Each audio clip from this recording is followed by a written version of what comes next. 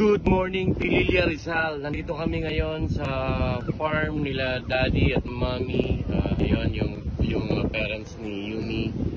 So, nandito ako guys, kung makikita nyo up close and personal. Ito ang the famous gigantic windmill dito sa may south, which is Pililla Rizal. Ayan guys. Ayan, nasa harap ko mismo. Ang laki-laki, gigante. At hindi lang yan isa. Napakarami nila. So napapaikutan kami ng mga gigantic windmills. Ayan pa guys. So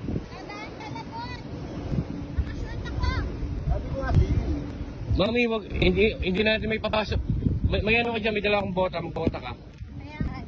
Ayan, so guys, pupunta ngayon kami sa farm ni Mami. Magbobota lang siya, magbobota. Sa'yo, alin po? Ayan.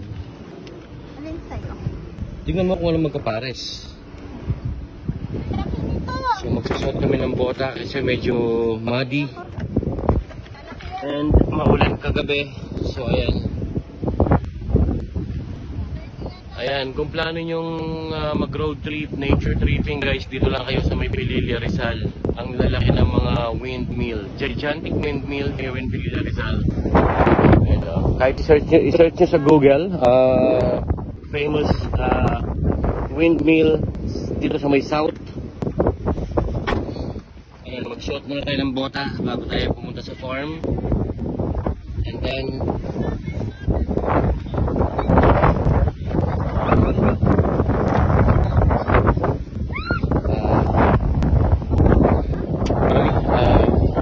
I'll put my slippers inside, please. There you go.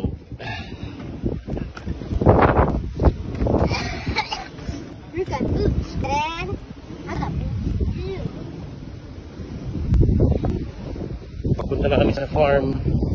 Here we go. May dala kaming kabayo. May dala kaming abono.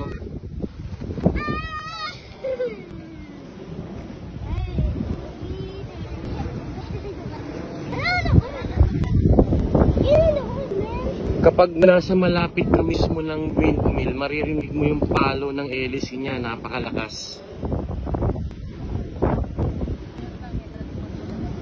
At iisipin mo kung paano naitayo ang bawat isa nito. Ang laki, grabe. Ang laki-laki, sobra. At ang dami nila dito sa may Pililla Rizal. Diyan guys. Diyan.